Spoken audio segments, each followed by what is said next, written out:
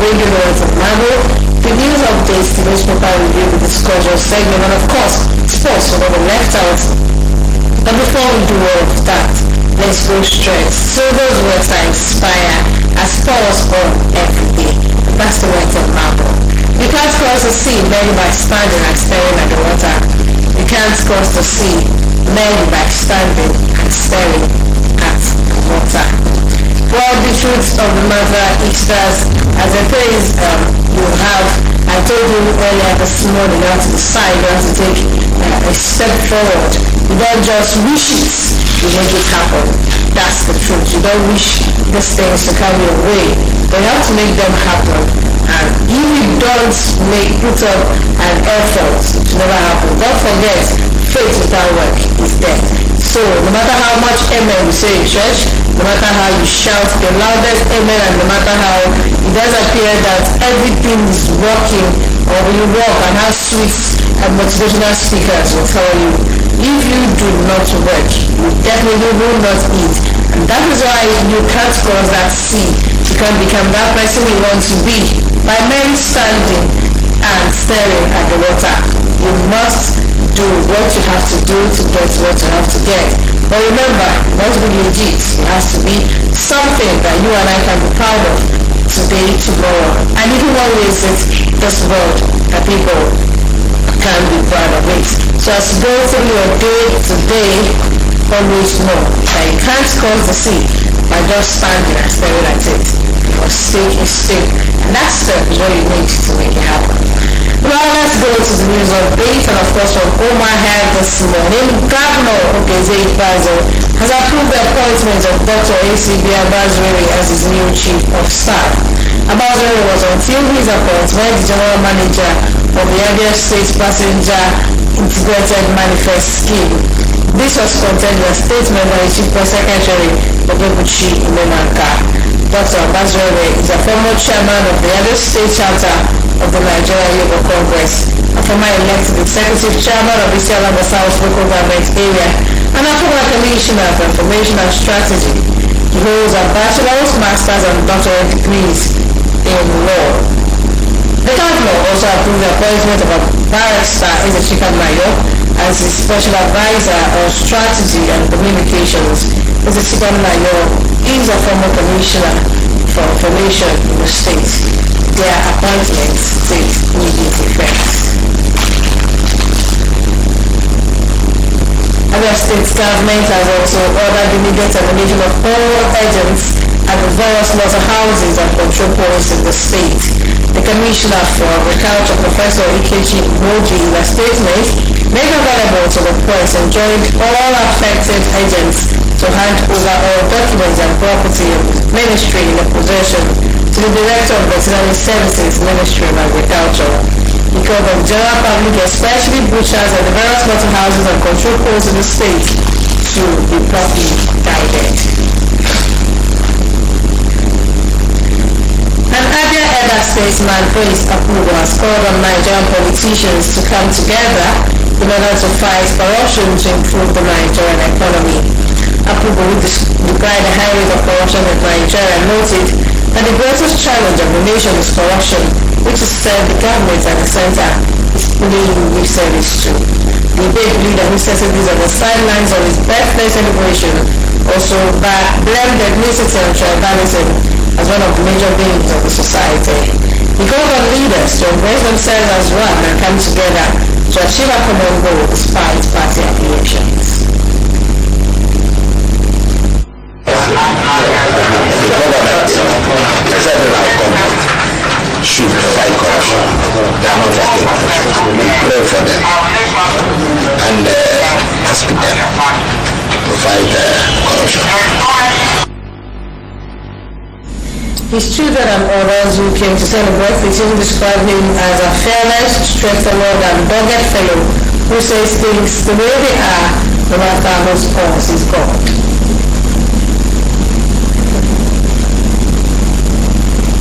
Saying to you now, you have a lot of people that are slimy. They will come before you and say one thing and go behind you and say another thing. And we need to, especially in politics. So we are looking for more straightforward people in politics.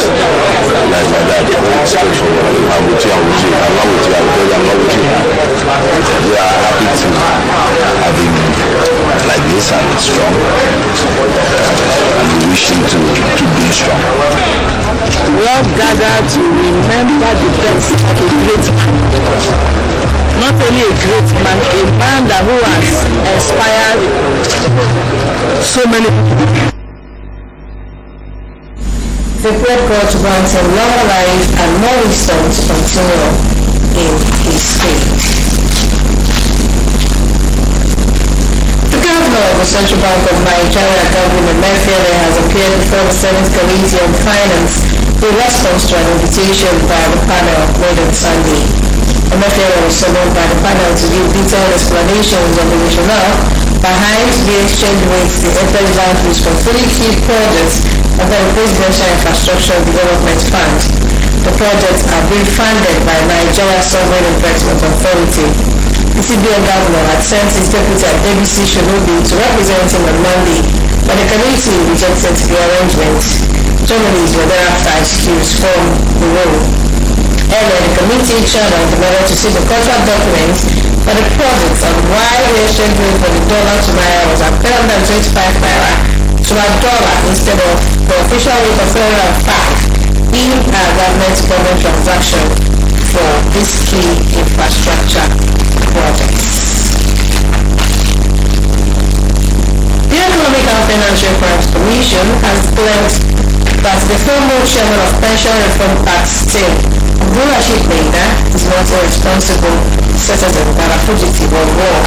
The article of charges accused him of stealing allegedly about $3 billion naira pensioners fund in what he described as an elaborate scam.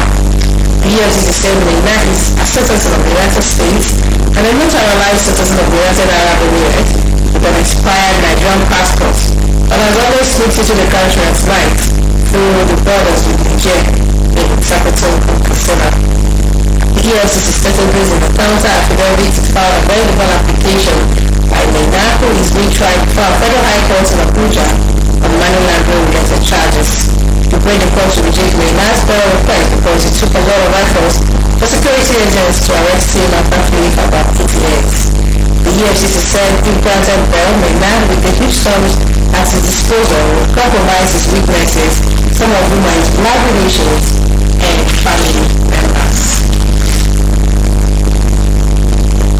The new Nigerian Demographic Health Survey 2018 released by the National Population Commission shows that even with significant progress, 1 in 8 Nigerian children die before reaching the age of 5. The survey indicates even Nigeria has made progress over the last 5 years in promoting breastfeeding and decreased increase of malaria. Significant challenges remain. 2018 National Demographic Health Survey results highlight overall progress towards achieving the United Nations Sustainable Development Goals. Yet a few critical indicators have remained unchanged since that survey in 2003.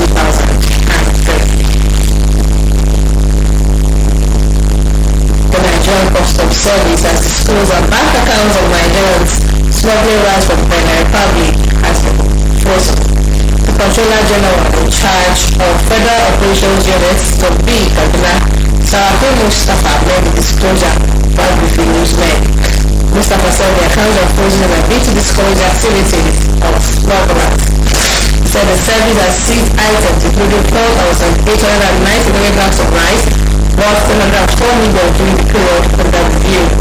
Controller Mustafa appealed to rice farmers to assist officers and men of customs to report any individual engaging in the act of smuggling into the country. The chairman of the Kaduna chapter of Rice Farmers Association, Mohammed Mundu, expressed satisfaction with Customs Authority over the sensitization meeting. And that's it from where I will go straight to our bar studio for more news updates. Good morning, Nora. Good morning, Abia. Still in the news segment of Good Morning Abia, President Muhammad Buhari has approved the appointment of Dr. Mrs. Sarah Omotuli Aladdin as Special Advisor to the President on Finance and the Economy, domiciled in the Ministry of Finance, Budget and National Planning. This was contained in a statement issued by the Senior Special Assistant on Media and Publicity, Kabashiru. Dr. Awadi, who holds Bachelor of Science, Economics, and PhD in Management Science Operations Research, retired from the Central Bank of Nigeria, CBN, as Deputy Governor in 2017 after spending 23 years in the Apex Bank. She had also acted briefly in 2014 as the CBN Governor. President Muhammadu Buhari has tasked the Nigerian Medical Association of Quality Healthcare Services. He made a call at the Second National Health Summit, NHS, and the 25th Commonwealth Medical Association Triennial Conference on Tuesday in Abuja. President Buhari, who was represented at the workshop by the Minister of Health, Dr. Saji Ehamri, said patients are at the center of healthcare service delivery and must be accorded confidentiality and due respect.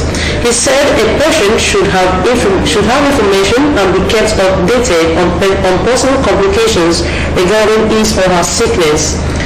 He added that a patient's privacy and confidentiality must never be compromised. He or she deserves a clean environment. He said that the lack of medical equipment, poor environment, and the lack of confidentiality, they are capable of damaging the health system, noting that mindset could be used to face the system, not necessarily money. The president stated federal government will like to open conversation with nurses and doctors. They need to strengthen their human resources. President Buhari directs ministry to develop policies on achieving SDGs. Efforts are ongoing to restrict the National Health Insurance Scheme, NHIS, and work with state governments to enroll more people in rural areas.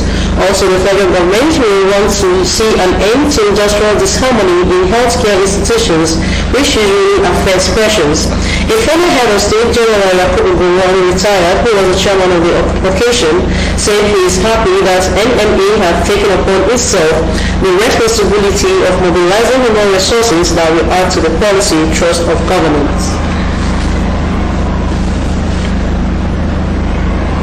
The Senate has confirmed the nomination of Pius Ojubu as chairman of the Niger Delta Development Commission.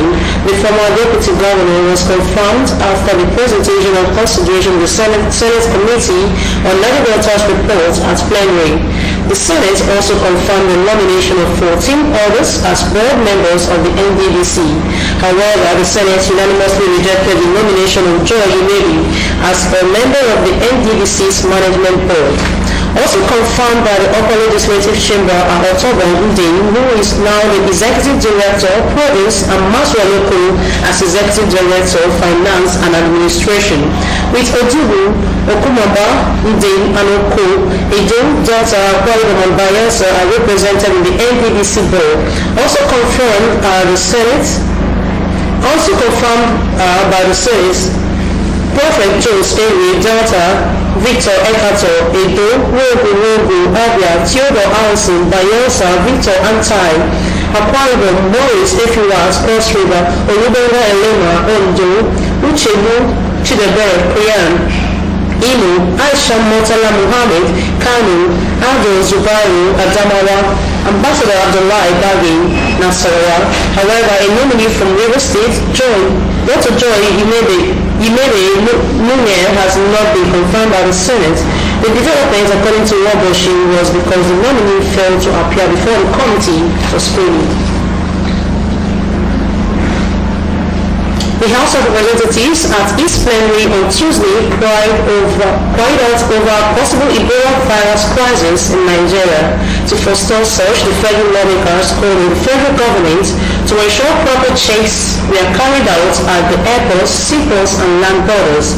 The reps members also urged the government to immortalize the late Dr. Stella Adadevo before sacrificing her life to ensure the Ebola virus did not spread from her hospital in Lagos State to other parts of Nigeria in 2014. The lawmakers suggested that the federal government should name a public health institution after Adadevo. The lawmakers at the plenary adopted two separate motions on Ebola. The first motion on Ebola was moved by Pascal Obi and entitled Looming Reoccurrence of Ebola Crisis in Nigeria. The second motion on similar subject was moved by Mushu Akiolu and entitled Immortalization of Dr. Stella Ameyo Adadivo, after observing a minute's silence in memory of Adadivo, her medical team, and all Nigerians who died from the Ebola virus. The House called on President Muhammad Buhari to recognize the heroic acts of patriotism of Dr. Stella Ameyo Adedivo and her medical team and confer a befitting posthumous national honor on her. It added that the Federal Ministry of Health should assess and certify Nigeria's emergency preparedness against unexpected epidemics. Among other things, Akiolu has said while moving the motion, Nigeria's health sector was not fully prepared for the Ebola virus. Hence, Dr. Adedivo and members of the medical team had to make do with the resources available to them, and in the process were exposed to and eventually died from the virus. In cities and towns across Nigeria, it is believed that foreign products are more durable and therefore highly patronized more than local products. This mindset is not different even in the commercial city of Abia, a mega manufacturing hub in the southeast of Nigeria. MCL News focus is on Abia-made shoes and its patronage by Nigerians. Amanda Carlo tells us more.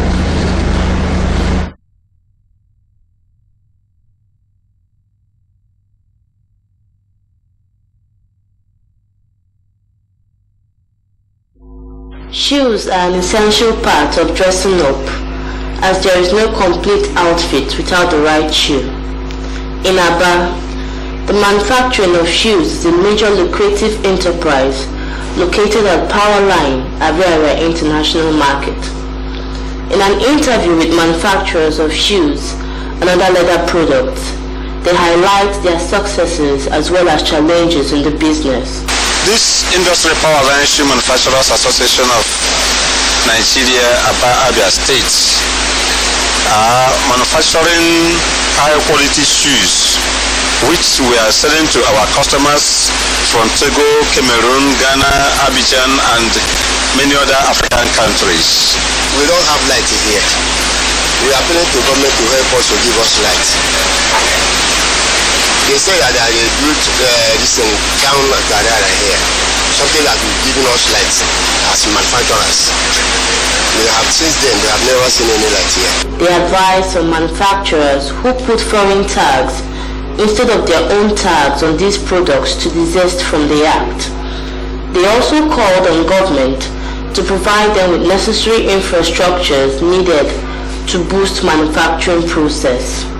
As long as we are living as an industry or entrepreneurs, we need government intervention in terms of facilities and soft zone to harness our business.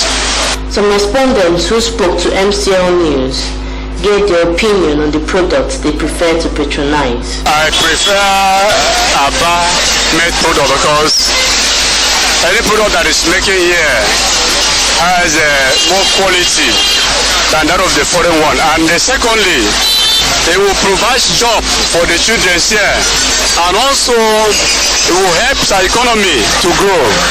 I like Nigerian made, mostly Abia products. I like it because it will provide jobs for our citizens. It's our product, and we have to support it, no matter how it is. It's our product, it's our handwork. We have to help each other to move our nation, our product. All these foreign wares, I don't know how they prepare it, I don't know the chemical they use, I don't know in fact the process being taken. So they just like, they send it us here, it's been imported here and we wear. But here, we manufacture it our own. Available information indicates that Abia-made products are in competition with products made outside the country. Also, products such as shoes, bags, clothes and jewelry, to mention a few, leave the local market for export. Amanda Carlo, MCO News. Inside Balogun Market, located on Lagos Island, where on Tuesday got hit by fire. The fire, which started in the morning, created panic in the market, with many witnesses sharing videos on social media showing fire blowing from the building in the crowded market. Some traders salvaged their goods, while others lamented the havoc wreaked by the fire.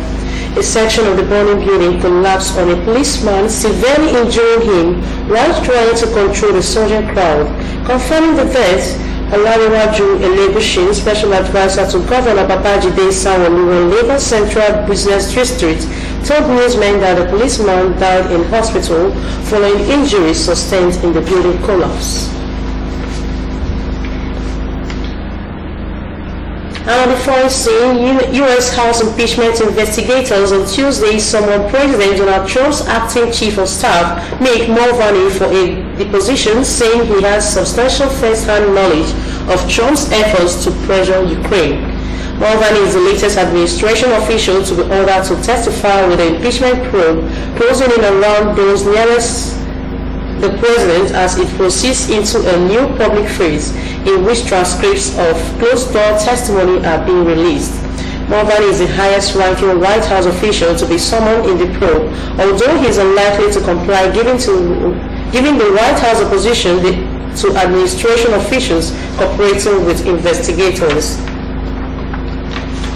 The ambush occurred Monday in Ranco de la Mora, in an area along the border between the states of Sonora and Chihuahua that is notorious for drug traffickers and bandits, a relative of several of the victims said. Julian Lebara told from Laredo in Mexico that his cousin was traveling to the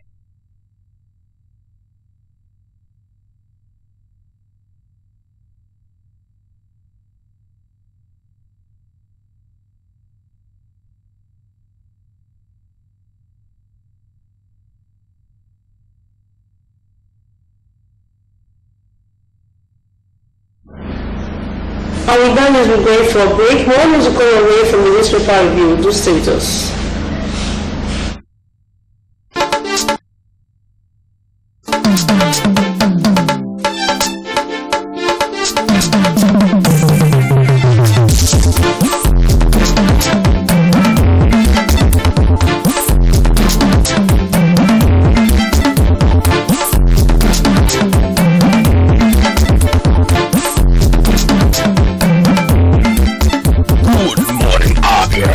One-stop breakfast show on TV.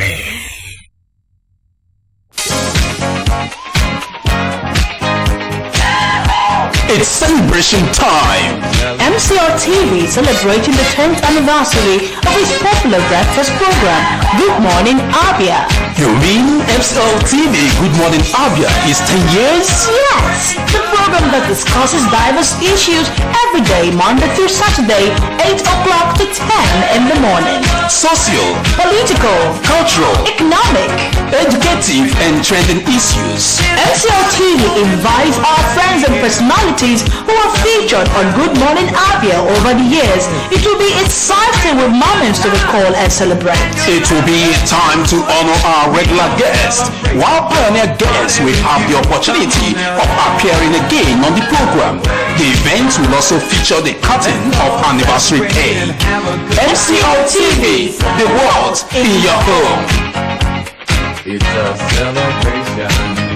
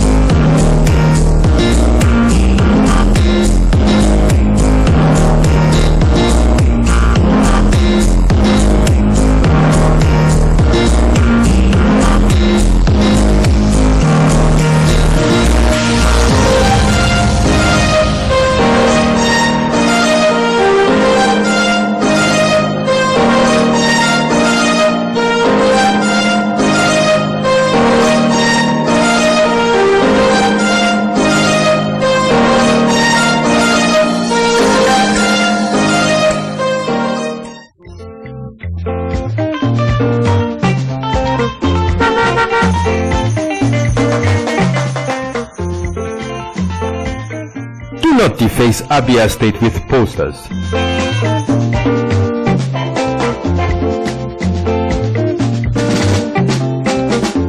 Do not defecate in our streets.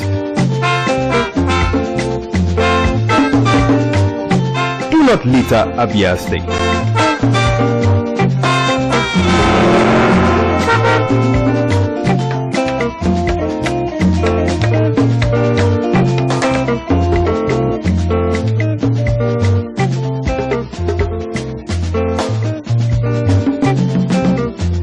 My brothers,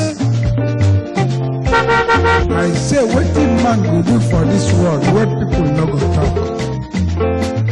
If you chop, Do not urinate in public places. you no chop, dem go talk. Wetin make we do for this world? I say make we dey do the things wey we carry for heart. Na so world want am. Abi no be so? Keep Abia State clean. This message is brought to you by MCL TV.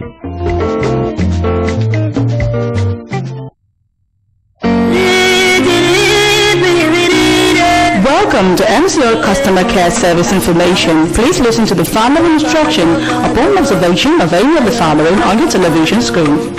Bad signal. Kindly check the positioning of your antenna or system wire connection.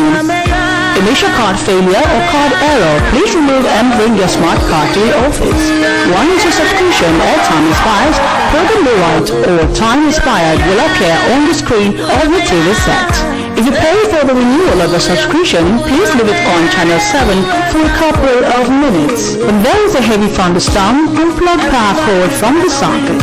For more inquiry, call us on 08037373985 or Ihoma on 08063820685. Or you can call the technical department 08140181602 or visit our accredited agents around the state.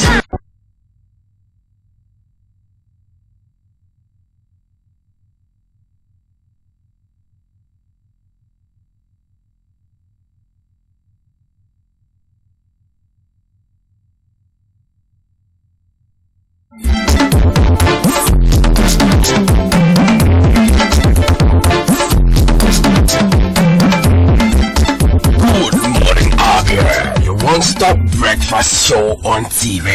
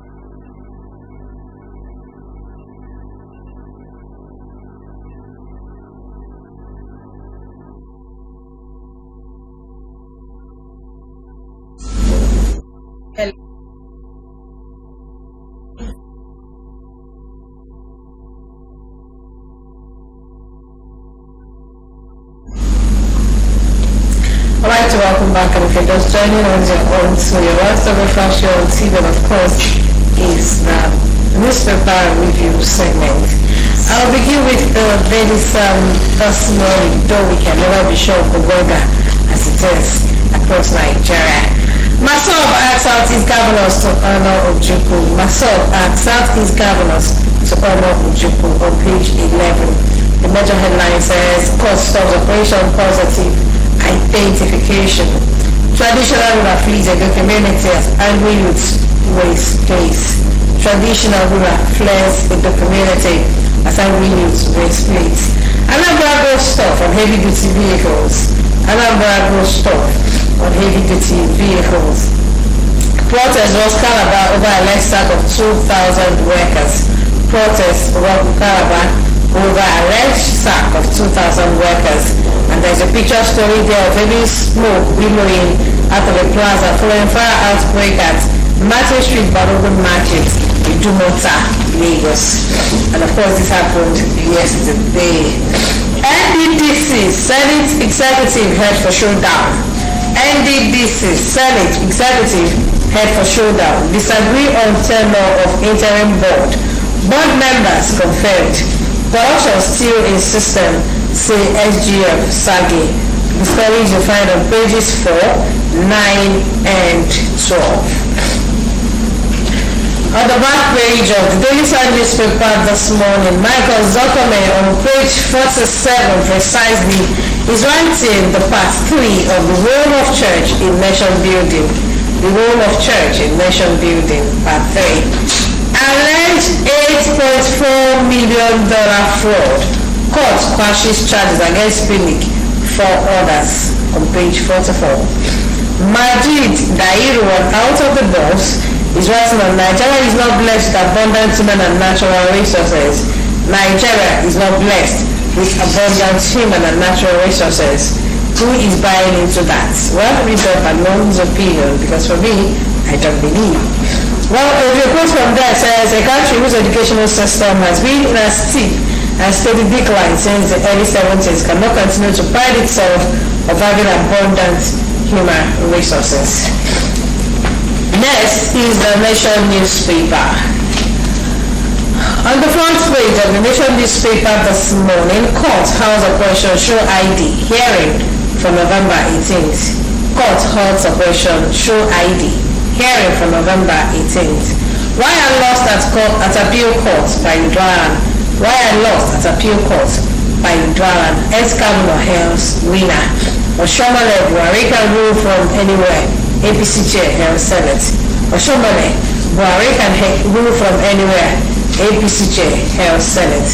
Still on Bayelsa Kogi 2019, PDP planning to buy votes, says Leon. Police promise adequate security for Kogi electorate. INEC deploys sign language interpreters to polling units on page 10. Rivers will continue to invest in infrastructure. Rivers will continue to invest in infrastructure, and is guided of the governor of the state, Nelson Wike. Minister orders reduction of data rates. Minister orders reduction of data rates. NCC operators get 1 week deadline. NCC operators get 1 week deadline. Of course, there's a picture story there of protesters of some science teachers demanding reinstatement and payment of their September and October salaries in Calabar. We find the details of the story of that protest on page 8 of this paper. The major headline says Senate sacks NDDC's interim management. Senate sacks NDDC's interim management. Lawmakers okay new boss immediate resumption.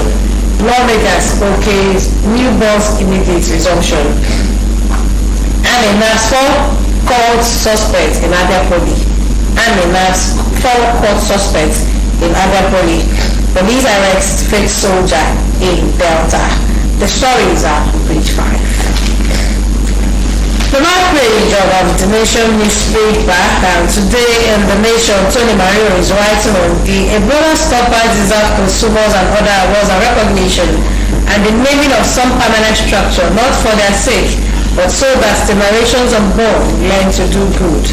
The Ebola stoppers deserve consumers and other awards and recognition, and the naming of some permanent structure, not for their sake, but so that the generations unborn will learn to do good. That's Tony Mario on Today in the Nation. First Tuesday Wednesday comment of debate says power and vice presidency. Power and vice presidency. A quote from there says, Buhari and his advisors should understand that legal ease is not always adequate to explain away awkward moves in a political environment. Me, Akim Naso, thinking about tomorrow is writing on the global spread of protest. The global spread of protest.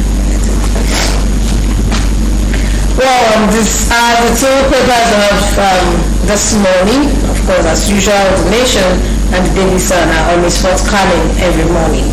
But we'll be talking a little about these papers this morning. I'll be joined by my colleague, Chuks AK, to do justice to some of the headlines on the front page. Chuks, you're welcome to the program. Thank you so much for having me. Well, let's take a look at the front page of the Nation newspaper. Operation Show Your ID. How did you even receive the news in the first place and the stopping? First of all, receiving the news was a shock. Thank God for the court stepping in. It's a natural military exercise. It's a level military exercise that happens. Not just now, that's been happening before now. But when you use the confidence of the people, you use the sympathy of the people, it becomes a problem to actually exercise. The essence of the exercise is actually to show the people that we are people for our game, whatever the security challenges, we can actually solve some of these security issues with the region. That's the sense of the exercise. But when the people you are trying to reassure have already lost confidence in their ability, it could backfire. The court just stepped in at the right time. It shows kudos to the judiciary for this one. But of course, I'm sure you also know that this isn't necessary because it is actually an infringement on the fundamental human rights of Nigerians. And asking everybody where you're going to, everywhere you want to go, make sure you have an ID card. And they were even talking about the national ID card. And the picture is how available is the national ID card. A lot of us registered 4 years ago, and yet you can get it. And for some persons who have gotten, what you have is a printout and not the original ID card. So how will you be carrying a paper around in the name of national ID card? So Operation Show Your ID. A lot of people, including the House of Representatives, actually fought against it, and the military actually saw reason to say we need to continue with it. But I was actually surprised to see that the courts also had to stop it. But this step in the right direction so that Nigerians can actually have peace. That actually looks like a appeal court, and with all the confidence and all the things he issued, and a lot of people expected that he would have won at the appeal with the ruling. But one thing that is actually making me happy this morning is that he has congratulated his opponent, and of course he has to abide by the rules of the court. Don't you think this is the kind of spirit of sportsmanship we need as far as politics is concerned in Nigeria?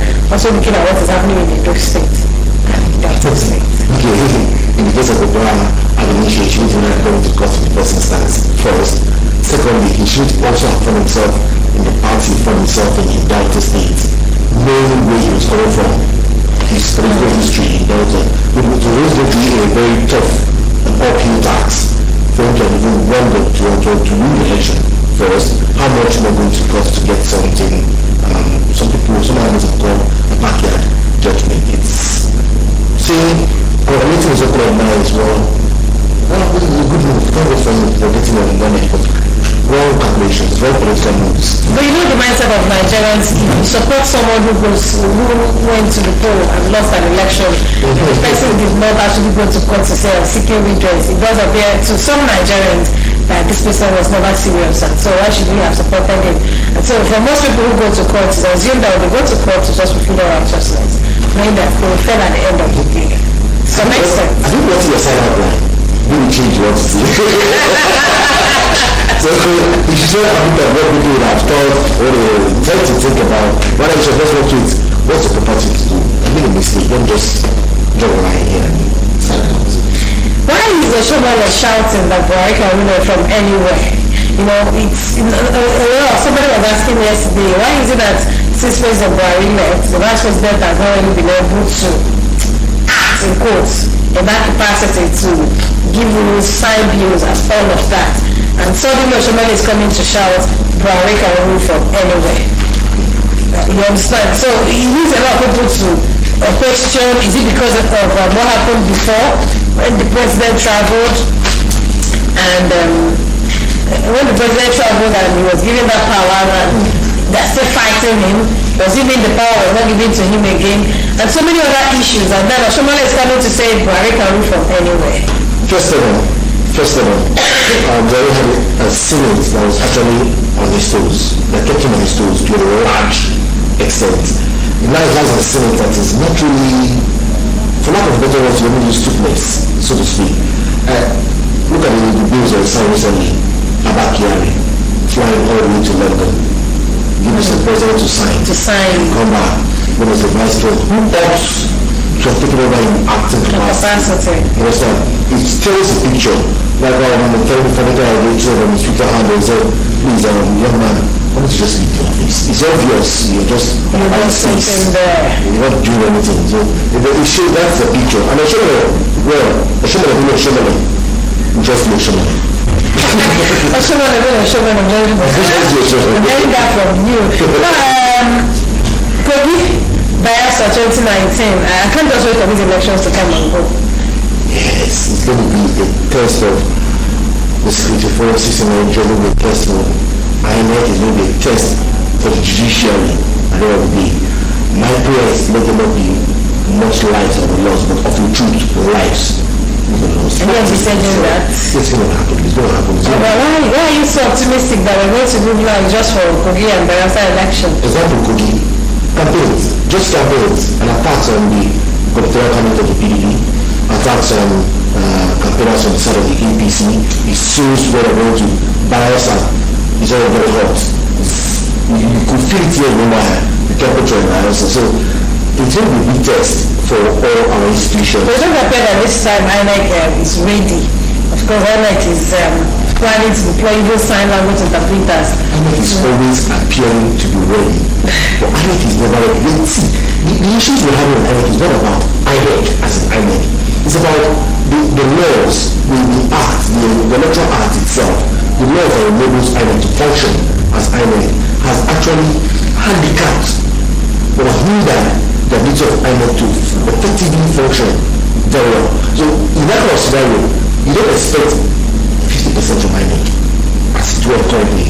The most INEC can do is just put up a show and then go with the flow. That's just what they can do for that. Well, for me, I think INEC has to do something to actually redeem its image. A lot of things have gone wrong. People have lost confidence in INEC, and every day. Look at what Jega said. The dates of the 2015 elections have been eroded. I don't know, 2019 elections. If Jega was the one who conducted the 2019 elections, would say the same thing? Because, of course, he has conducted elections in Nigeria. You know how they went. So, sometimes when people who are no longer in power begin to reflect on their so if you had the power to do that and you didn't do anything different. You didn't do anything different. So what are we talking about that somebody like Jega is coming? And of course, when Bonnie who came and shouted, and we've not heard about whether he has been released or not, he was bundled and kept somewhere in the Nigerian setting. But the thing is, Jega coming to talk sometimes, I ask myself, what is this one even doing? It's the elections and we saw how it went. And you're coming to also spike the same office you start, the same office you were there, and of course you think you made some better progress than your successor. And that's why I have problem with politicians. You sat on this seat and then you left that seat, another person is sitting on it, you're seeing that person has not been good enough for the seat he was occupied. It's a Nigerian factor, you call it Nigerianism. You try to make sure the person who is succeeding you is worse than you are. Yeah, but that doesn't show leadership. Because you must be able to be proud of the person that's succeeding you. And even when you're in a position of authority, you should be able to train people who, when you're not there, they succeed you and they even do better. Because when a father gives birth to a child, he prays that the child does better than him. That's why even when Jesus was living, he told his disciples and us Christians, you do better things than I've done. So selfishness, I think, has crept in. Some of these things Selfishness. is not an issue. Well, PDP and vote buying. Yeah, I don't know again. But Minister orders reduction of data rates. NDDC operators get 1 week deadline. I can't wait for this. Okay, let's reserve the comment when we have 1 week deadline. No, my comment is coming now. You know why it's annoying? You will recharge data for 1 month and in 3 days is up. So in 1 month you're recharging like 10 times. Then the question is, how do we cope? And from the statistics available, you realize that Nigerians and Africans pay more for data usage than other countries of the world, even when we have better networks. I think what happens at the Senate, the House of Representatives, and the relations between communication, telecommunication firms with our representatives. You do a lot of files, do a lot of rubbish. Everything is like with rubbish. So let's reserve the comments to one of them and see what they see do. Don't be surprised if nothing magical happens at that place. Nothing magical. Just always calling words and sometimes I want to do. Senate starts only this interim management. Lawmakers okay no buzzing the resumption. Of course, on the front page of the Daily Sun, we see the same story with different headline saying NDDC Senate Executive went for showdown and they disagree on tenure of interim board members confirmed. So, with the absence of the president, something will always happen. Yes, there's always a Have you noticed that trend? This is a lacuna. When those who promulgated the theory of democracy, as it were, said there should not be any vacuum in power, there is a reason. Issues like this. So when you have vacuum, isn't there a vice president who is supposed to act according to law? I like to use the word use law, who is supposed to. But of course, in the absence of the president, he's supposed to act, but of course, power has to be transmitted to him. Which was not. I think actually, from what Mr. President told us on the Abia Jerry is practically the 2IC, and he has also proven it right here right now. So it's a difficult situation for the Subaru. So he has himself between the devil and the blue sea. If he resigns, there's going to be backlash. If he stays on the seat, there's still backlash. So which of the lesser evils? You prefer to stay on the seat and get backlash and he gets paid for the backlash. And you understand that would be a lesser evil. And the backlash of resigning is very serious. The SEC, ICPC, and the rest of them in his case, it's difficult for him. Big problem for him. But if I drop this, I'm worried about the headline here. I'm an absent court suspect in Abia, and this is Abia. And it gives me worrying about why we are having increasing cases of cultism in Nigerian universities. I was thinking that by now, with the experiences we've had over the years, and a lot of people dying because of cultism and all of that, it was in this about the state that another university professor, somebody's head was cut off and used as goalposts. And the name of cultism. And yet people still have the capacity and audacity to join cultists. I don't know, maybe did you join and if you did, what are the benefits? What were the benefits? The first problem of this is your culture of marathon. It's a proper indication of failure of institutions. That's the first signal that institutions are failing. Secondly, it also shows that moral decadence is increasing per second. Thirdly, it's our educational system has rightly been pointed out that everybody has practically collapsed. It's practically non-existent.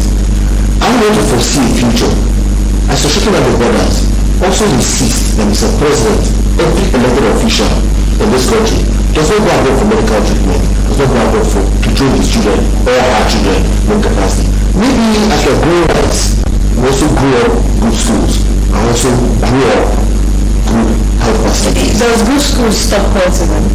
Yes, to a large extent. Why do I say yes? When you're in the proper environment to learn, education comes with discipline. They work hand in hand. So if you go into a good environment to learn, it's difficult for you to have those issues. Once upon a time, there was this private report we used to know that happened somewhere not calling names. And at the point of time, the early stages, it was unheard of. It was fairly religious. Do you understand? But at the point of time, when management changed, they change the setting. So it's all about if you have good educational institutions, good educational system, proper settings in place, discipline will come into play. There's no these issues will not come. Also, I used to hear if you were educated in Absus, for example, you will not be able to get admission to in any other university. But what you're right now, if you're educated in Absus, is no big deal. You should even admit it. That's it, we take you. It's so bad. So it's a problem. You have that issue around. Well, before we round off the protest, sorry, the reason I just said about protest, and then the master of our Southeast governor, Solomon Ojukwu, for me, is the right thing to do. You shouldn't feel like as the Southeast governors. I practically worked on my head listening to Bianca's speech that day. And she was very diplomatic about it. She actually felt disappointed. Yes, how could the governor of Anambra, who goes to platform of Abia, that supposedly an Ojukwu legacy, that you don't have to memorial, not the ones. So asking for it, I think the Southern governors at the next meeting should go home and look for a way of changing the narrative. You won't hear this from the Southwest. Without trying to sound ethnic or no, you won't hear it from the Southwest. You won't hear it from the North. There is this respect for institutions, this respect for history. Not if you want to sit down. Anambra got stalled on heavy duty vehicles. Very important. Because I think that the people are transportation. If they don't do it, I will be blaming them for the best thing that might happen. Well, thank you, Chicks, for your time for us to actually take a look at these papers. A lot of headlines on the front and even back page. I want us to talk about these out of the box by Majid Dahim, who was saying that Nigeria is not blessed with abundant mineral and human and natural resources only because it feels the education system is dilapidating. But for me, I don't buy into that. As much as we have challenges, I know we are so blessed with the best of human and natural resources. So for you to say we don't means that there is something you're not actually bringing to so, and it's not been practical for me. But then everybody, you have your choice of words and you have everything you want to say. At this point, to take a break, we'll be right back with the discussion segment. Stay tuned.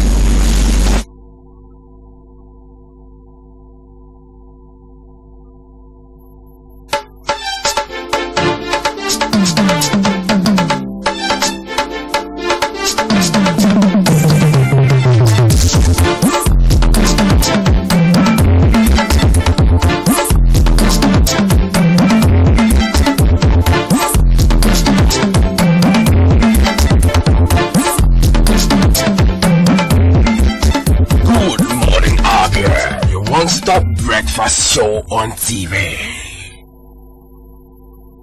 You are welcome to Umuahia, the capital city of Abia State, a home of hospitality. For us at Leroy Hotels, we know the first impression matters, and that is why we treat you more than just a guest. Check out our standard rooms, deluxe room, and executive rooms. You can also chill out at the beach bar or take a swim at our cozy Olympic-sized swimming pool. Our continental dishes will keep your mouth watering. Keeping fit is good business. That's why we have class-of-the-art gym to keep you fit for the day's business. Leroy Hotels is located at number 19 Mission Hill, Umuahia. For room reservations, call 0815 063 7837 or 0803 074 6467.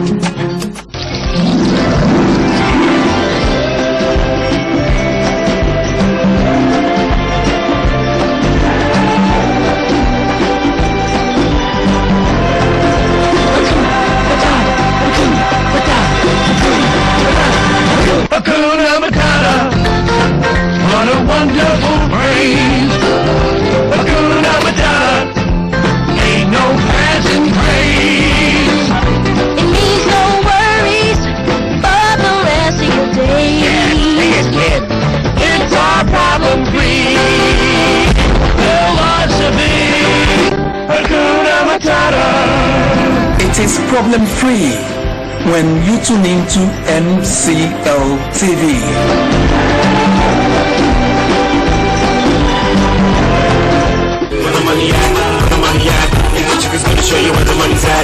me to the east where the money's at. Money falling out of jeans. To more international kills, Ike Chuku. Keep watching MCL TV. You already know what it is, man. I feel like to make a first call. When they go for my stuff on the low. You don't say what I don't pass. Hey! I'm in love. Are you in love? Come on, you don't make me fall in love. You don't make me fall in love. I'm the lunch of the developers call me. Hey, touch it, you're watching MCL TV. That's what you are. You know that, I'm going to reach out to you all the way from.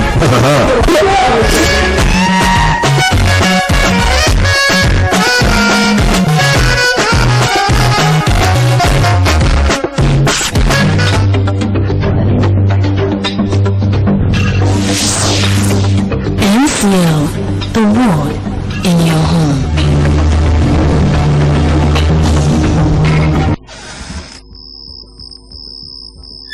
Why didn't you show?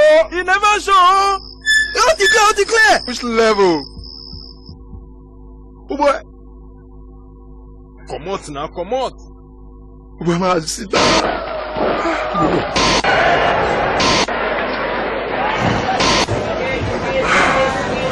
You don't even put waiting for the teach wash.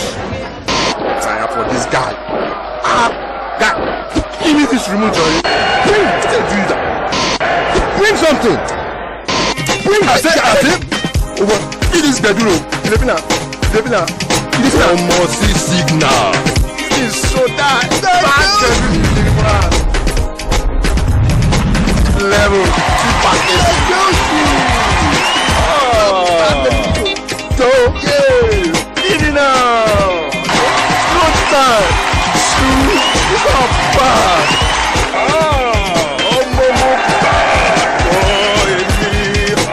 Oh, yeah, finish this. This is gonna be bad. Give me that, bad devil. You come.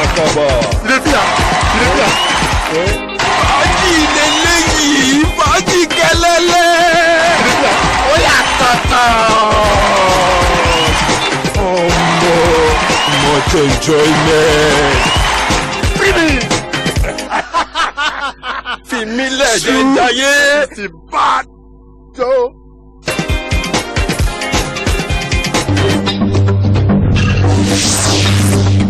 MCL, the world in your home.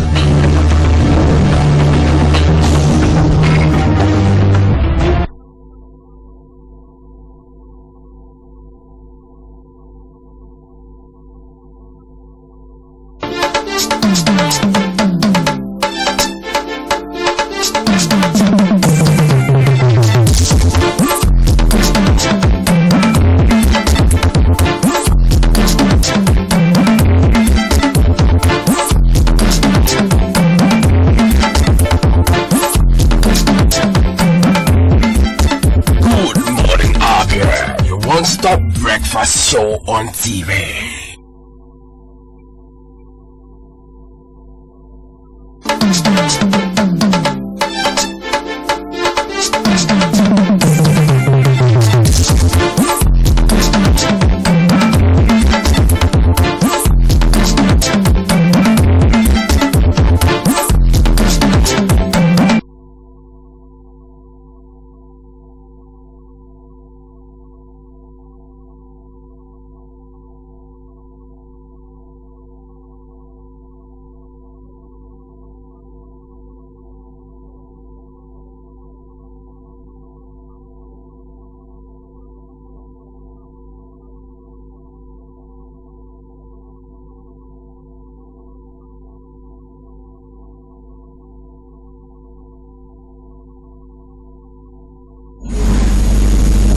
Last night you're still there with the one-stop refresher on TV. Good morning, Abia. And this is the disclosure segment. We talk about issues that affect you and I. And this morning we'll be taking a look at the Nigerian nation. The national question of Nigeria has so many. There are so many questions begging for answers. And so we're looking at the state of the nation called Nigeria. Of course, there are so many things that people will say about the nation Nigeria. The conventional explanation of crippling poverty, economic backwardness, and perennial social turmoil in the midst of human and material resources in Nigeria. It's in terms of leadership failure. We talk about administrative ineptitude, technological deficiency, moral dictatorship, and more recently, grand corruption. Other factors advanced include ethnic and religious differentiation and nepotism, and there is a lot of recognition of the absence of the spirit of nationhood, or nation as the case may be, behind the inability of Nigeria to take its rightful place among developed countries of the world. And this is the reason why we want to talk about the state of the Nigerian nation and what really we should do, to escape developing country and maybe join advanced country before we join developed world. And I'll be joined in the studio by our own person, a legal practitioner. I'm talking about Mike Ndu. Sir, welcome to the program. Thank you very much. Good morning, viewer. Well, this morning we're looking at the state of the Nigerian nation, and a lot of people have actually argued so many things about Nigeria as a nation. And someone says, from ab initio, Nigeria cannot be recognized as a nation. Do you actually buy that? I don't understand what that means that Nigeria cannot be recognized as a nation. I think, as far as I'm concerned, Nigeria is a nation.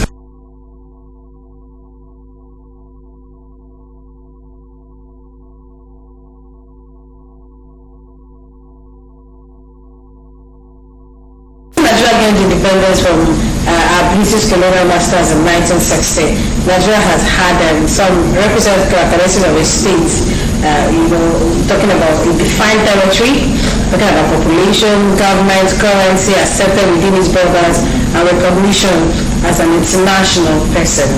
Is that just what makes Nigeria a nation? Of course, that is what makes a nation in the definition of a nation.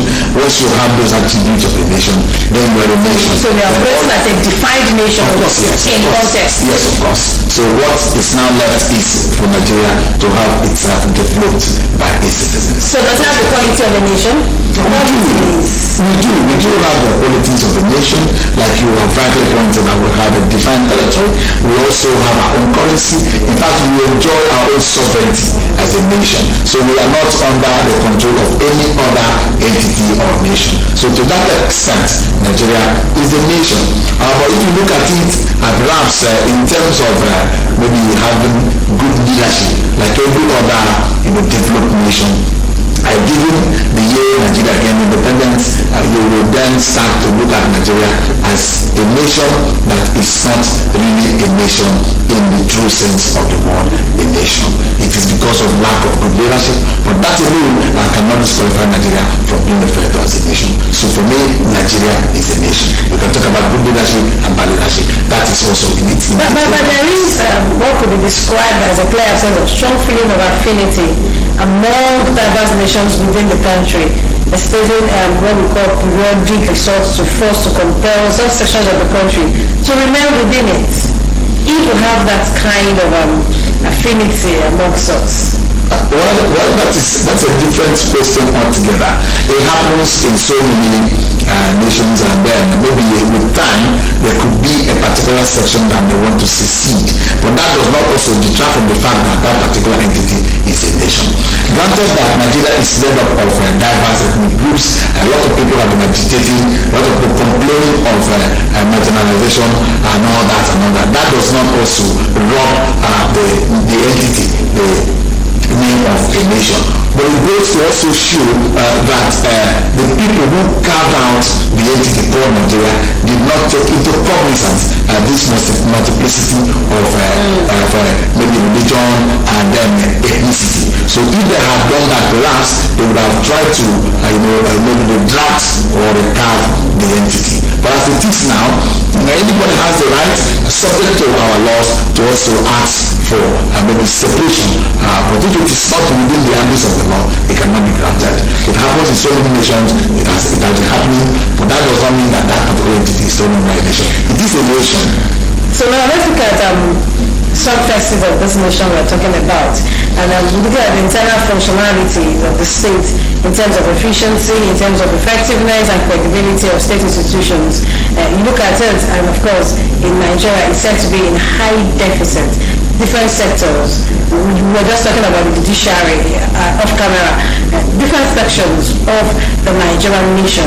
Would you describe them as being effective, efficient, and of course credible to some extent to make Nigerians leave this affinity of trying to leave and then stay in this nation called Nigeria, looking at the entirety of the institutions we have?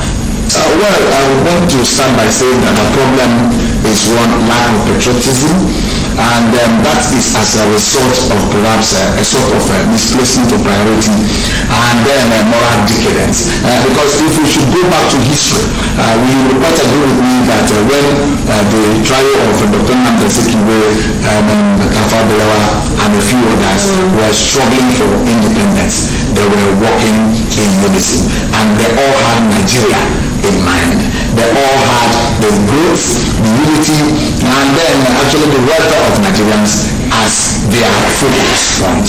But unfortunately, after those men phased out, the subsequent leadership we have had in the country became so, maybe I would say, so distracted by just trying to acquire wealth to enrich themselves. If you look at it objectively, you will agree with me that during the time of the we had a better system where every Nigerian was proud to say, I am a Nigerian. After that phase, we had military intervention that came in, and then within that particular period, there was a sort of derailment from the objective of those founding fathers of the country. And since then, we have been struggling to get back to the track, and it's been quite difficult. Each day comes and then plunge the system into deeper immoral decadence and corruption. That's the time we were in secondary school, we were reading that corruption has eaten deep into the fabric of the nation, and it's been eating deeper. But now I believe that there is no fabric anymore. Corruption is now the fabric of the system, and that is why the system keeps failing every other day. Now it's affecting every institution. The institutions are weak, and once institutions are weak, we discover that they cannot support the nation. So all we need to do is to see what we can do to reconstruct and restructure these institutions and make sure that people of proven integrity are allowed to at least help the system come back to its normalcy. Because the problem we have is that each individual who is fortunate to find himself or herself in a position of authority, instead of helping the country to grow, what they do is just to look for a way to amass wealth. If you look at the spate of cases of corruption in the country that crisscross the ethnic groups, no ethnic group is accepted, everybody is involved in the mess, and once you want to fight corruption, you see yourself trying to fight almost everybody, because even people in their maybe little offices where they have one or two things to do, they also try to at least enrich themselves, and that is corruption. But we try to concentrate on those who are holding political offices, who perhaps take this money in billions and trillions. So once we are able to reorientate ourselves, everybody is involved. To reorientate ourselves, let's start teaching our children right from secondary school or even primary school or nursery on how to be patriotic. Once you are patriotic, you'll be thinking of what you can do for your country and not what your country can do for you. And once we are all out looking for what we can grab from the system will certainly fail. You want to grab and take home and perhaps reserve for your children and children's children. That's what the problem is, and the system keeps failing. That is why today every particular institution of the system is somehow weak. Take for instance, somebody will say that judiciary is corrupt. Look at it objectively. Most of the judges are also being appointed by politicians. And when they are appointed, when they have their cases, particularly these election tribunal cases, you see the way these people take our money and dangle this money before the judges. And once that is done, the judges are human beings. They live in a society where you see one small one because he was elected a councillor or a House of Assembly member comes home and the society will roll out the drums and start celebrating him without even questioning the sources of his works. Nobody tries to find out how much is your salary. They are only celebrating you when you start building maybe big houses in the village, when you start riding big cars. And then these people who went to school, who have been honest, who have been working hard, who have the interest of the masses at heart, and depend on the salary alone, will be seen as never do worse. And you see them also trying to hide everything. We are trying to help the system, and the system is looking at us as never do worse. What are these people who are also maybe building the society or the community are being looked up to as good people? So why don't we then also start taking this money since we have the opportunity? That is the problem. The churches, the national rulers, and the entire society. In the olden days, when somebody makes money in a questionable way, people used to treat the person like an outcast. But today, nobody wants to question sources of the income or the wealth. You just, once the person has made the money, whether you stole from the public funds or you involve in money rituals, people go all out celebrating it. And it encourages others to also indulge in acts of criminality. So once we start it from there, we could start, trying to redirect ourselves to the good ways of living. It will help the system come back to normalcy. Otherwise, we will gradually plunge ourselves into a deeper situation that we will not be able to come out from. Now, with all the analogies you actually cited, don't you think that the issue of weak institutions across Nigeria is actually a function of aggregated hypocrisy of the ruling class? Well, yes, it's just part of it. It's just part of it. For instance, these people, maybe somebody will be in a position and he will also be thinking of favoring his own people. He will also be thinking of amassing wealth without thinking of what will happen to the system. Some of them will be preaching one thing and doing another. So this has also helped the system to get to the situation it is today, which is very, very worse than what it used to be. If ordinarily we should all be patriotic. If you get into office, you are the president of the country, you see yourself as the president of the entire country. Even in your appointment, even in your execution of project, in everything you do, you consider the entire country as your constituency. So when you cite a project in the north, you cite one in the south, another one in the east, another one in the west. Once you balance it, you see that everybody will start to sit up. But when you see a leader trying to favor his own people, trying to favor his own family, some other person will be struggling to also get into that place and repeat the same thing, favor his own people. So, and that will continue, it will not come to an end. We need people who are really sincere to come into positions of authority and ensure that things are being restructured. Otherwise, the way things are going, we are heading towards the precipice, and that is not good for us. Of course, what you just said simply means that the weak people are the ones who man the weak institutions. So you don't expect something better from these institutions. Yes, because of the way the way system is structured. You see, those who are in power, who incidentally do not have the interest of the people at heart, will continue to perpetuate themselves in power because they have all the apparatus to perpetuate themselves in power. And those who are working with them also may not complain, and the poor masses will keep on nursing or licking their wounds, moving every now and then without knowing what to do. That's why we are advocating for the electoral process to be enhanced. For instance, if we have electronic voting system, wherein it will be difficult for somebody to just sit down somewhere and write results, it is going to help the system grow. So many decent people do not want to get themselves involved in politics. One, they do not have the money to throw around. Secondly, they don't want anybody to start tarnishing their image. Then thirdly, some of these people who are also politicians also go extra mile by even trying to kill those who might want to contest against them. So some people, they just want to live a quiet life.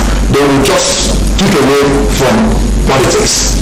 However, as they keep away from politics, the bad ones will keep on, leading the good ones, and that is why even sometimes the good ones might influence because they may not know what to do next. So I think the best thing is for those the few people who have the interest of the country at hand to try to restructure the system.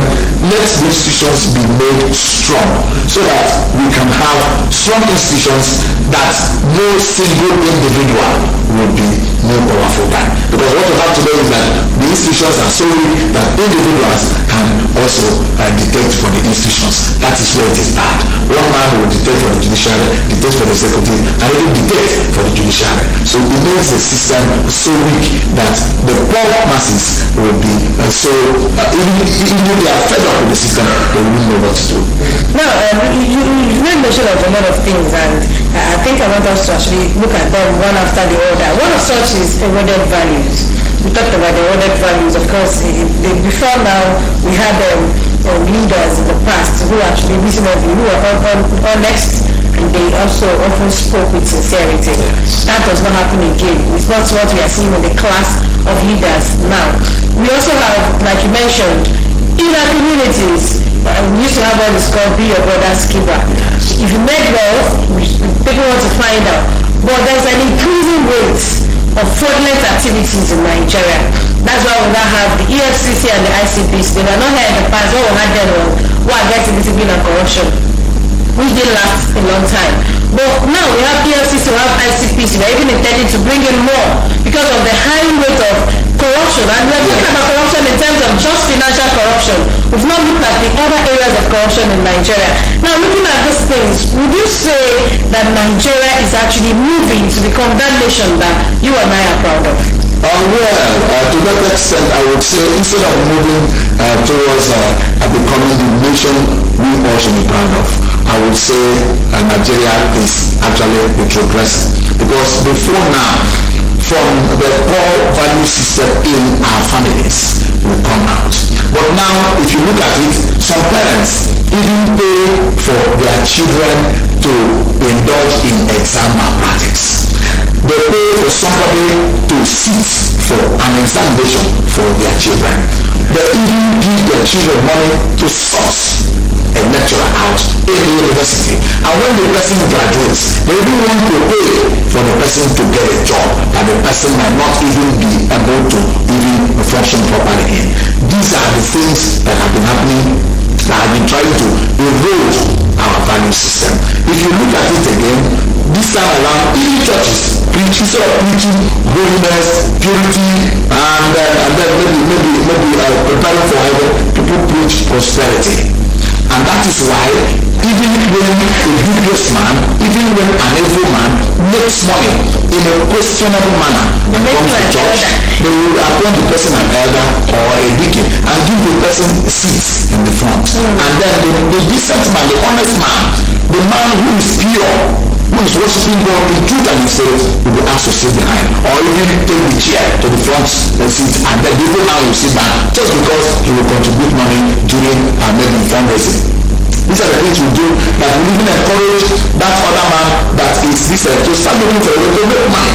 And that is why a society that celebrates wealth without questioning the sources of that wealth will keep on creating criminals. That is the truth. A lot of people are indulging into crime because nobody celebrates honesty anymore. Nobody celebrates hard work anymore. Nobody celebrates anything good anymore. We are only interested in how much can he give us, how much has he given us. And that is why everybody is good parents. Parents even encourage their children to go into fraudulent act like even Yahoo. Believe you me, they encourage them. Can't you see what the Mecca is doing? Can't you do it?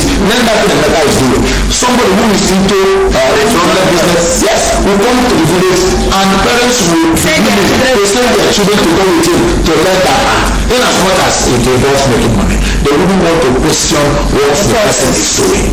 That is where the system is getting it wrong.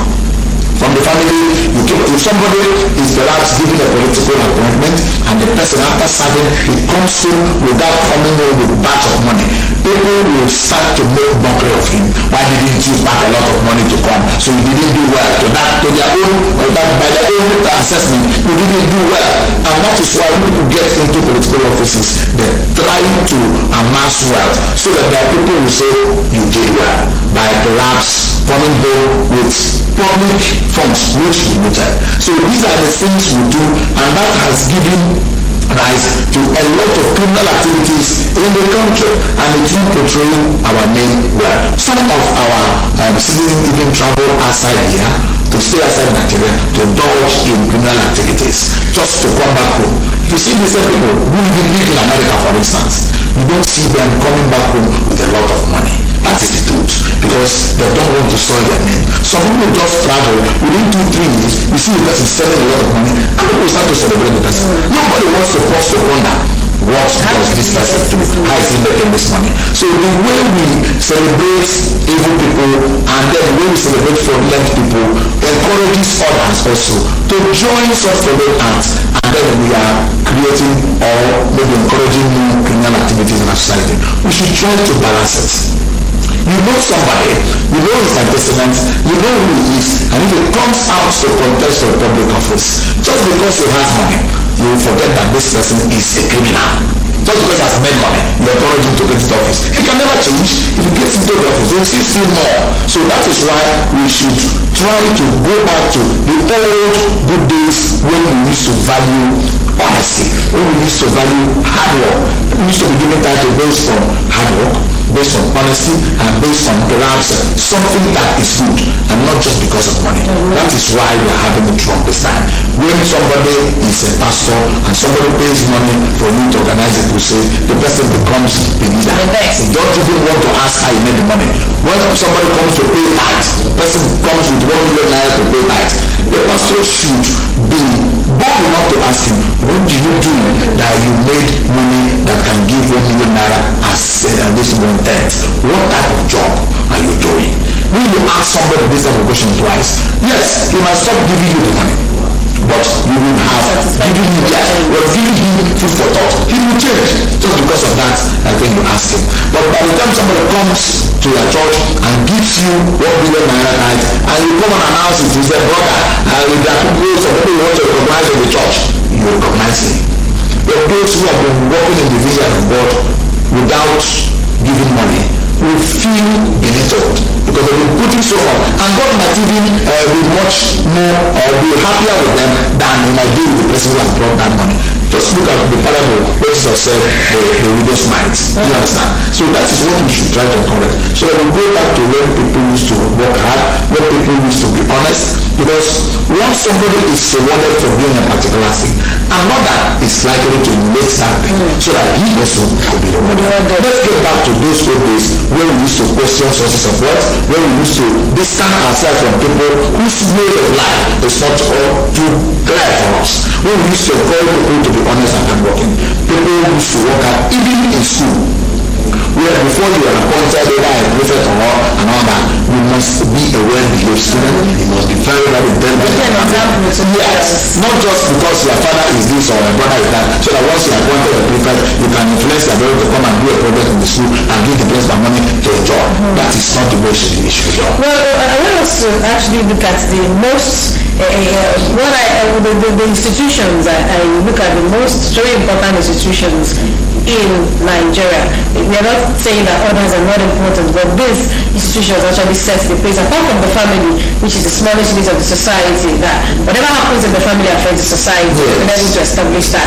But we're looking at the religious, the traditional, and the political institution. Now let's begin with the traditional institution. It used to be the strongest, and the traditional institution was one of such institutions that was highly respected, especially in the southeast. What's really happened, because it does appear that traditional institutions have also become weaker than even the people they are leading. Well, the answer to your question is very obvious.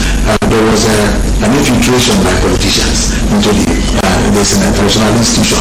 But once they started creating autonomous communities, and leadership became somehow elective. So people now who make money through business also who thought that could be a sort of shield for them to protect them from their dubious act started also contesting to become traditional rulers, and that was how a lot of people who have questionable characters became traditional rulers. So now somebody who is known in society to be a person of questionable character becoming a traditional ruler also will create a lot of doubt in the minds of the people. Oh, sorry, let's take this caller. Hello, good morning. Good morning. You're welcome, sir. Please, where are you calling? I'm calling from Abia. Okay, sir. Go ahead with your contributions. Yes, I want to contribute. Honestly, I appreciate what my little colleague is saying. I'm highly impressed. But I must say this. Every given situation of this nation, we expect certain institutions to give a good major problem. These institutions, particularly the churches and the judiciary, I tell you from my experience, once a judge is appointed, that judge, by rolling and left like that, ought not to roll to life. But it's so sad that a judge will allow himself to be governed by what happens in this. A judge, by its benefits, should be above normal life.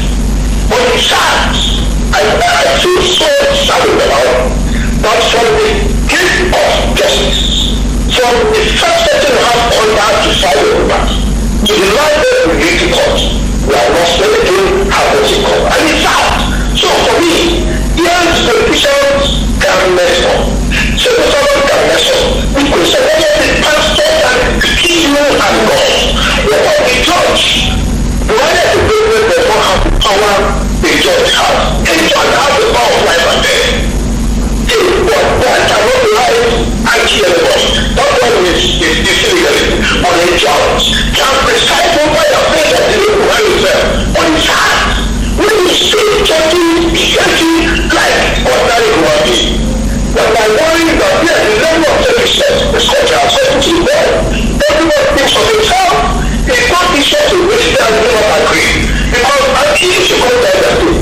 So I don't want people to have one factor of what people are driving this home. When you got to have over, you see so much to go in something. So it's not easier to wish it.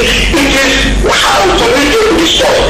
You don't step out also down, almost there, and then certain institutions that you have joined the church. So that is why the question is that it reminds me of the kind of idea.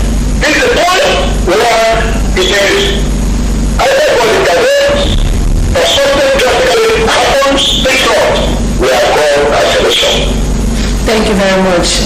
Thanks, I will go. Of course. There was just something he said there, which is very, very apt. Sometimes I don't really want to talk about it, but it is very sad, like he said. He just spoken the minds of the majority of Nigerians. You see, it is believed that a judge should be like God. Because you preside over the affairs of men, and therefore you should not live like that. I mean, you should not be seen soiling your hands as somebody who is maybe have been given the opportunity or privilege to determine the affairs of others. Before now, judges rarely go to church because they were not supposed to be seen to be a member of any denomination.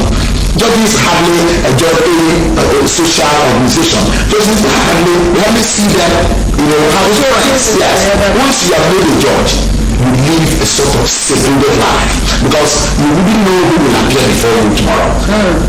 So the contact might have had with the person could influence your decision, whether against or in favor of the person. Now, because of that, judges were seen as people who were only heard but not seen. You just hear their judgments, you don't see them. And that's why when you go to court, where they sit, if you don't know the person, you just come into that court, you will never recognize the judge when you see the judge outside. The way he was sitting road. So that place trying to like also hide him somehow. So you don't know who is the judge. But it's quite unfortunate. Now judges sometimes no longer live up to the expectations of the society. That was why we actually talked about the issue of, just like he said, the institutions are supposed to live above board. Yes. We mentioned the institutions, we're talking about traditional institution. We're also talking about religious institution, judiciary as an institution. What went wrong? Yeah, that is the problem. A lot of politics. Some people who incidentally have no desire to be in certain positions, all right, go for it just for the fun of it. When you want to really serve your country and the capacity of a police officer, for instance, you have a flair for it. You have that desire to get into that profession and do it. Believe you me, you will do it gallantly. But if you just go into it because there is nothing else you can do, you are just going to it and just allowed to make a living or just make some money and eat and enjoy yourself, you may not live up to the expectations of people who will look at you in that capacity. That's the problem. Appointment of judges, and then we're talking about the traditional institution. I told you, creation of autonomous community. Before now, people used to look at somebody, ownership used to come from a particular lineage. And it used to be so respected. And once you know that you are going to be the king, you will even start comporting yourself from day one once you become conscious of it. Even though you want to get married, there are certain families you will not marry from. You keep on carrying yourself. That carrying will be there, and people will keep on according that respect to you. But these days, when somebody who is already of questionable character, somebody who is of dubious character, people he will come and contest and use money to perhaps influence those who will go as delegates to vote, and he wins and becomes a traditional ruler, and he will put on his coat of arms in his car and start driving around. If you go for his trouble, yes, that's the problem. He only want to use it to go to local government, to go to government house, and nothing else, and to deal with some perceived enemies in the community. That is the problem. So to that extent, because they have lost their respect already. Because before now, traditional institutions used to be well revered by the people. That if you have a problem, you take it to the king, and the king will mediate and deliver judgment that will also be perceived to be very fair and just. But this time around, because of the caliber of persons that is regularly become traditional rulers, that particular institution has lost its glory, and that is the problem. People who are managing it are no longer upright and honest. Is it the same thing that happened to the religious institution too? Yes. A lot of people become pastors and preachers just because they cannot find something else to do. They will say, I have a calling. Let the calling is called now. They will establish a church. Even some even go to native doctors and get chance to pray in their churches, to perform miracles, give prophecies, in order to attract worshippers. When they say you carry it sometime, that's of the Nigeria, that the time shall come when these people will be referring to their members as customers. That is what is happening today. Believe you me, if you look at it, some people who have no intention of converting a single soul will only own the church, and their interest is only in the offering and tithes and nothing more. He wants to live like every other person. If you go out of their stations and see the kind of life they live, some pastors go to club. If the pastor of mine, he goes to Abia, he goes to club, he goes to live normal life outside the station. So some of them also even commit sacrilegious acts with their members. Can you convince me that such a person will convert somebody to a change to God? No. And because of the way he's living his life, he will be preaching prosperity. When you preach prosperity, then you get the money. You don't question how you got the money. He gets his own offering and gets his own time. So how can he question a member that is? Because if pastors are preaching purity, if they are preaching honesty, if they are preaching heaven, a lot of people who go to church will not be committing the kind of atrocious acts they commit in the society against humanity. Okay, now actually cover this segment. Let's look at the political institution, which is one of the major problems we're having in Nigeria. And remember that as far back as 1947, Alhaji Abubakar Tafawa Balewa, actually, who became Prime Minister in those days from 1957 to 1966, if I'm not mistaken, actually shouted about this thing. And he made mention of what I want to say. He said, since the amalgamation of Northern and Southern Protectorates in 1914, Nigeria has existed as one country only on paper. Yes, to that extent, I believe what he means is that there is what we call mutual suspicion. The Northerners actually suspect the Southerners, and the Southerners do the same thing. And if you can recall, if you look at it objectively, you will agree with me that the way the Northerners invest in the South will convince you that there is that mutual suspicion. Because, for instance, a Southeasterner is free, ready, and willing to invest in any part of the country without entertaining any fear. But the same thing does not apply to other people in this country. How many Hausas and Yorubas, for instance, have investment or properties in the Southeast? There could be very, very few. But if you go to places like Kano, Kaduna, Zamfara, Lagos, don't even go there. You see Igbos that have invested so much, built their houses there, built their hotels there, and all that. So if you look at it, some people appear to be afraid of some other persons. And that is why, because such a thing should not exist in an entity that should see themselves as one. Because the Constitution says it is one indivisible and indissoluble entity. And to that extent, the citizens should see themselves as one. But in actuality, it is not so. We try to entertain a sort of mutual fear. There is that fear that these people may dominate. There is that fear that these other people may dominate. And you see, we have Christians and Muslims. And the way Christians also expand, the way they spread the gospel is not the same method the Muslims use. So the Muslims are also scared that these people could one day take over their members, and then they no longer have worshippers in the mosque. So they also try to entertain a sort of fear. That is why what Sababa said indeed is that this particular entity ought not to have been an entity. There should be a separation. Maybe leaving the Muslims or the Northerners on their own, and then the Southerners on their own.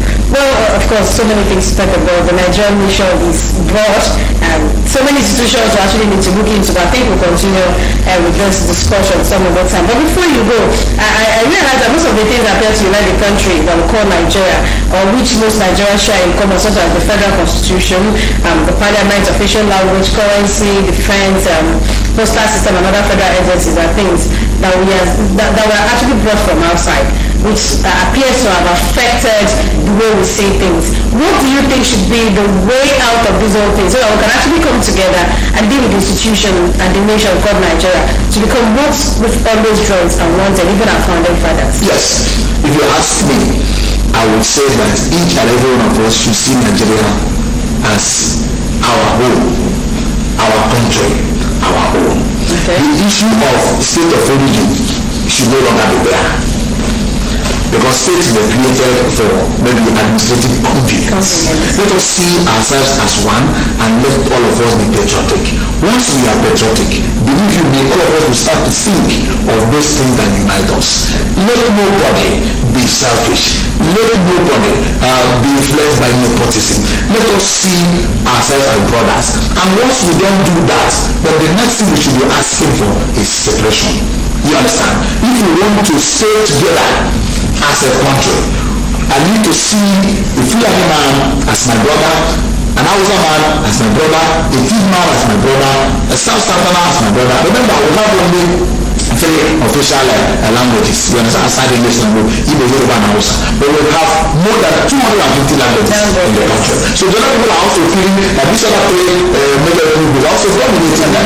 That is why you see a lot of agitations. Everybody wants to be recognized. If you call a thief man an Hausa man, you feel I'm not an Hausa man. If you call an Hausa man a Fulani man, you feel I'm not a Fulani man. So that is it. We here, we see the Hausas as being Hausas alone. They see everybody down here as Igbo people. So we think they consider that as your tribe first before. Yeah, so we should forget about the tribe. Let's see ourselves as Nigerians and let's be patriotic. That will unite us more. Well, thank you, Barrister Michael Udu, for finding time to be with us on the program. We actually appreciate your time and for such a short notice. Thank you for coming. The pleasure is mine. We'll always be here when I'm invited. Thank you, everyone, and take care of yourselves. And thank you, all of you, for joining us on the discussion segment. Next to the sports, we choose EK. Stay tuned.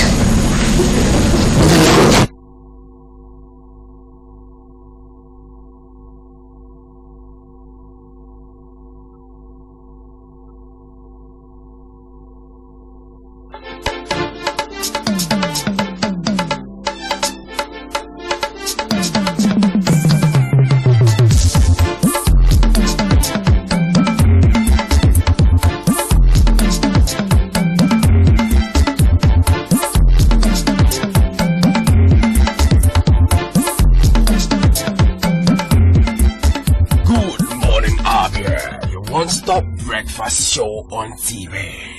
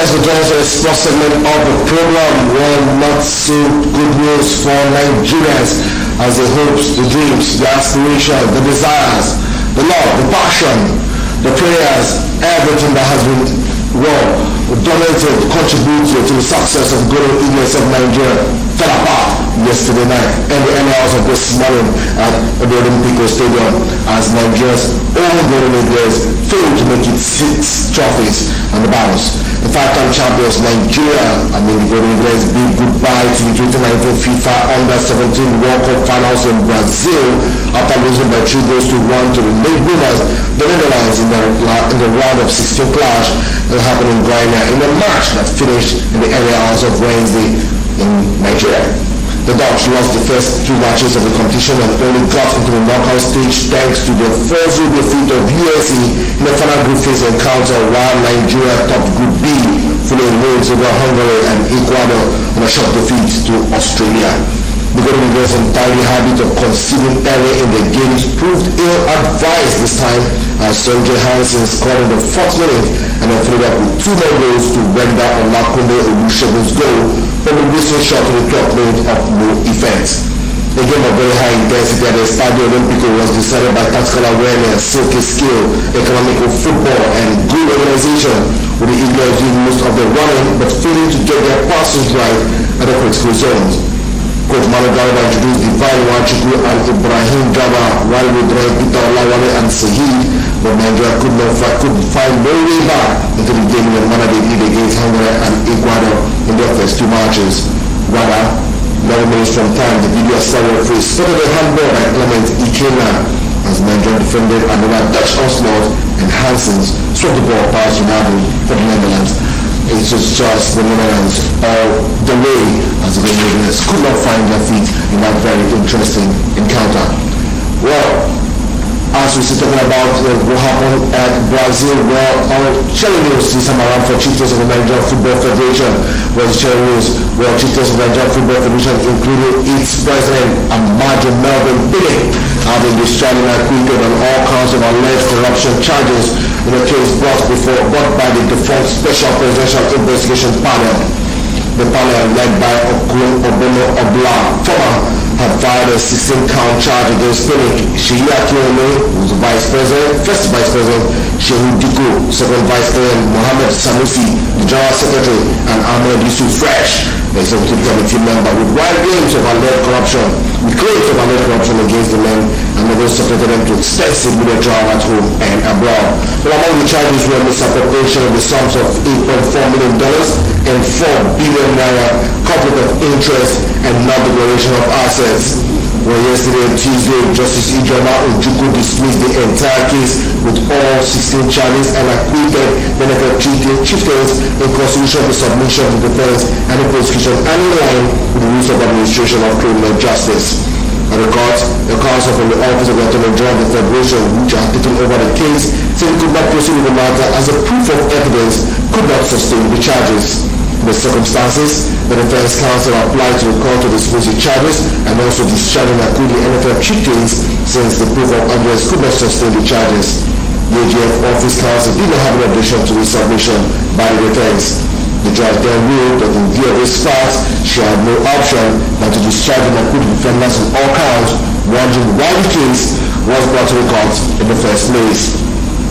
Well, for lack of time, I want to give you more special results, but let's vote before I turn off this segment of the program, giving you the fixtures, results of what happened yesterday in Champions League. Liverpool defeated Genk at Anfield by 2-1. Chelsea playing out the Constantine for draw against Ajax. Valencia defeated Lille 4-1. Borussia taking apart Inter Milan in Germany by 3-2. Zenit losing at home against Red Bull Leipzig 2-0. Lille defeated Benfica by 3-1. Napoli and Salzburg playing out in Warsaw. That game is coming up this night later on, 6:05 p.m. with Bayern and Olympiacos and Lokomotiv, as Juventus will be traveling to Greece. Real Madrid will have PSG against Club Brugge, Real Madrid, Galatasaray, Vezda versus Tottenham, Atlanta and Manchester City. Most of these fixtures and results will come up in other sports bulletins come up in the news later on today. But for here for now, this will draw the curtain to this lovely edition of the program. Good morning, Abia. Thank you for being a part of the edition. We hope to see you again to be around the edition of the program. For here, we take it straight to Salachi Umanda, which is the next program coming up immediately. Thanks for playing. I'm Chixi again.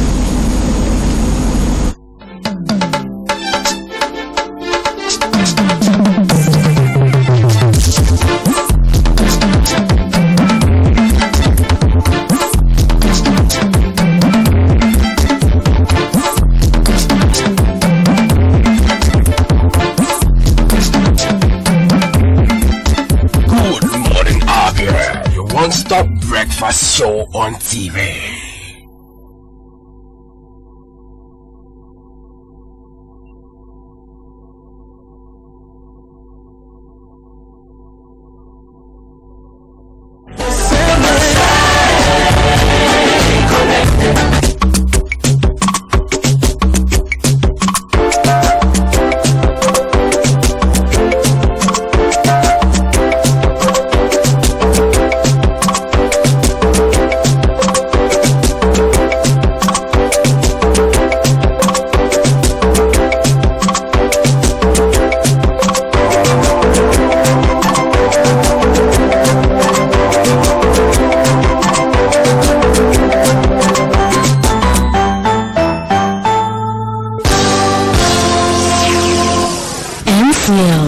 The word in your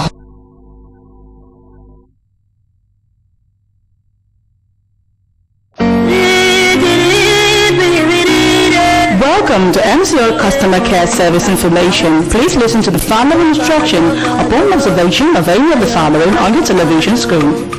Bad signal. Kindly check the positioning of your antenna or system wire connection.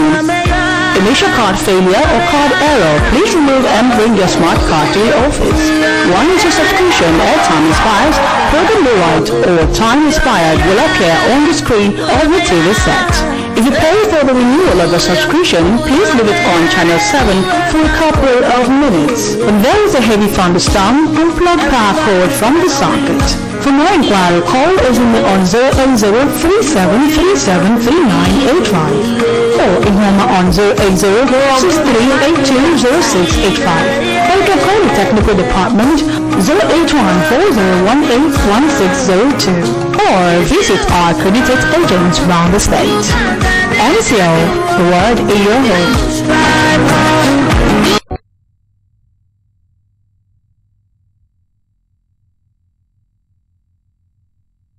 My people, for Obodo, Nigeria, one infection don surface in some part of this country wey dem dey call monkeypox. This infection na from bushmeat, especially monkey, rat and squirrel. Na the fluid from this animal dey cause am o. Person wey get this infection go dey get fever, headache, back pain, rashes for all im body like chicken pox, but no be chicken pox, na monkeypox. The only way to stop this ogbonge yamayama infection na to dey stop eating bushmeat abi any bushmeat wey don die, especially monkey, rat and squirrel. Make we try to dey wash our hand with soap and water before eating any food. Sanitizer good if you get am to dey wash and regularly. Make all of our health workers dey use protective instrument, medicine wey fit cure this ogbonge infection. Never dey, but we fit avoid am. The Federal Ministry of Health and the National Center for Disease Control don put head together to fight this monkeypox all over states. Make we now open eye so that monkeypox no go spread. If you suspect any symptoms of monkeypox, make you quickly rush go any health facility wey near you. Our Oga Presido Mohammed Buhari want everybody make we dey kampe so that we go jolly in good government. Health na where to monkeypox. Now we fit chase am come on. Na Federal Ministry of Health bring una this message.